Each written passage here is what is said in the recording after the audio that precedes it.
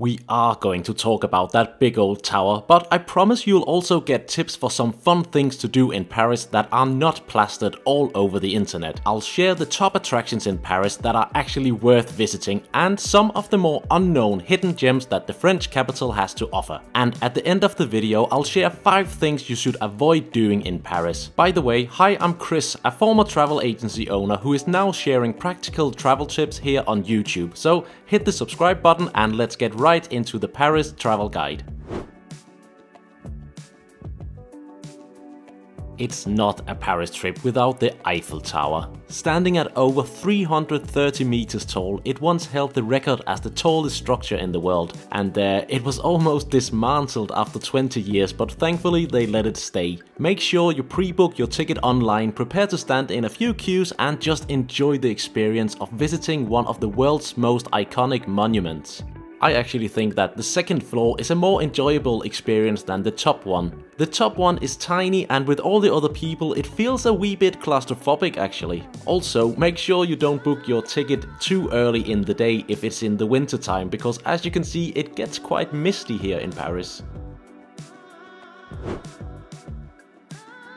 A proper Parisian thing to do is to sit outside a cafe or restaurant or bar on these terraces. This one is maybe not the perfect Parisian style, because usually my girlfriend would sit over here and there would be a couple of rows and everybody would be facing the street and just people watch, and people will be smoking, having beers. So no matter what time of year it is, sitting on a terrace and people watching is an integral part of Parisian life.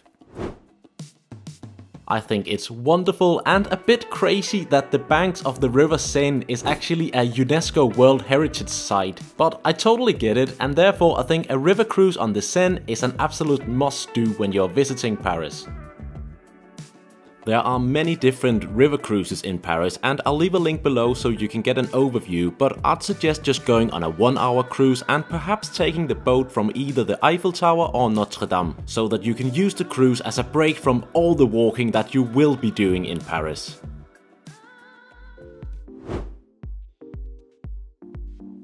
This is probably my favorite street in Paris. If I had to pick one street where I could spend a full day, it would be Rue des Matures. There are so many cool restaurants, cafes and bars here that it's almost hard to pick one. There are also plenty of little quirky shops, so make sure you check out this street when you're in Paris.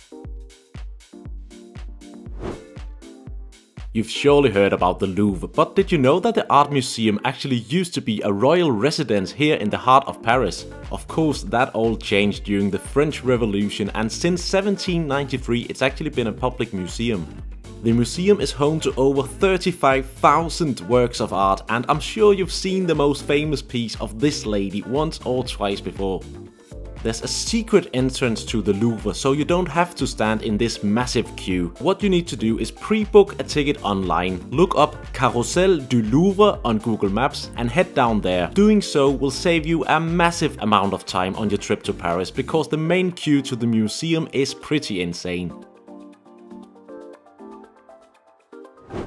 Saint-Germain-des-Prés is one of the oldest neighborhoods in Paris, and I think it would be a massive shame if you visited Paris without checking out this cozy little part of town. The area is literally packed with cafes, restaurants and bars, and honestly they all look like something from a classic movie set in Paris.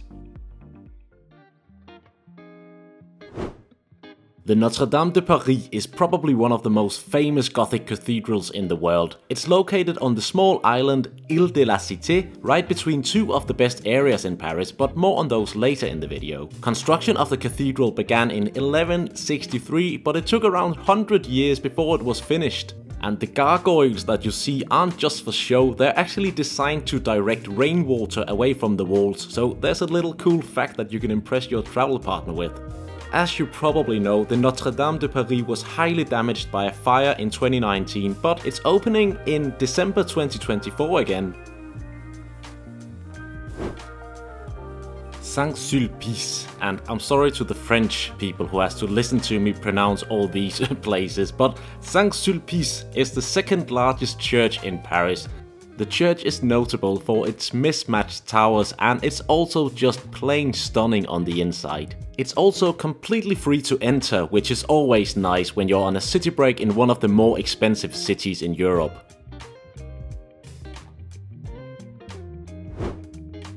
The Opera House in Paris, or the Palais Garnier, was built from 1861 to 1875 and is probably the most beautiful building I've ever had the pleasure of visiting.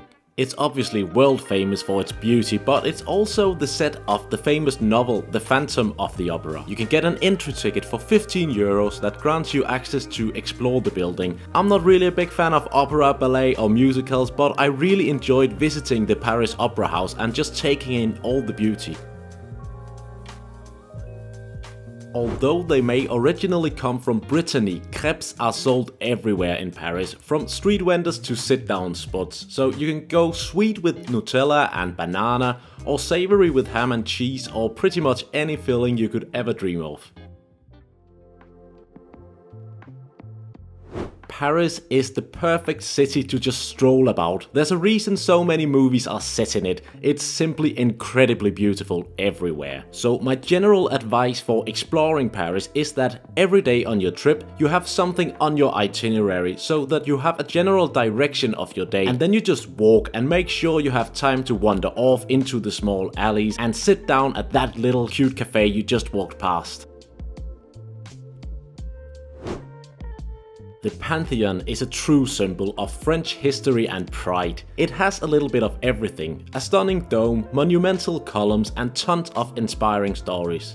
Originally built as a church, it became a mausoleum for some of France's greatest minds. So downstairs you'll find the tombs of Voltaire and loads of other notable French historic figures. A must-see in Paris, but make sure you pre-book tickets to avoid the queue. Right behind the Pantheon there's a way smaller church that I think is probably my favorite church in all of Paris. Saint-Étienne-du-Mont has this fascinating mix of Gothic, Renaissance and classical styles that you won't find anywhere else. You might also recognize this church from Woody Allen's Midnight in Paris, because it's the spot where Owen Wilson's character time travels back to the 1920s.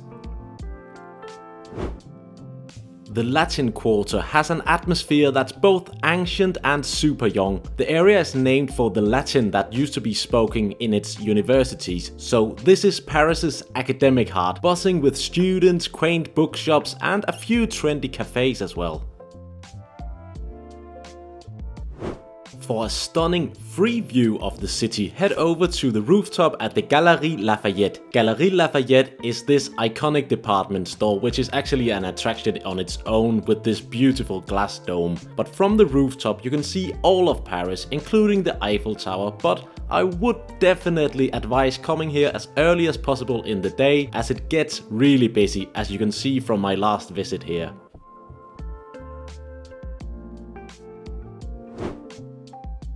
The Sacré-Cœur Basilica is so iconic and it needs to be in this video about the best things to do in Paris. And I wholeheartedly recommend that you visit the Basilica, enjoy the incredible view of Paris and stroll the cozy streets behind it. But guys, the crowds up here are no joke, and as you can see from this footage, it gets pretty ridiculous on a Saturday up here. So I'd highly recommend getting up as early as possible on the day where you want to visit Montmartre and Sacré-Cœur and head up there first thing in the morning.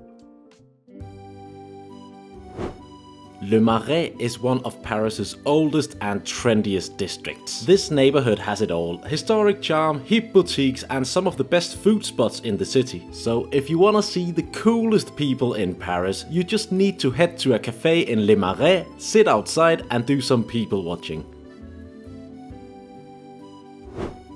The Arc de Triomphe is another one of those famous monuments in Paris that I think is worth visiting. This military monument at the end of the Champs-Élysées was erected by Napoleon himself to honor the French army. Be aware that you don't have to risk your life by running into the traffic here. There's actually an underpass where you can safely get to the Arc de Triomphe, and you can also get to the top for 16 euros.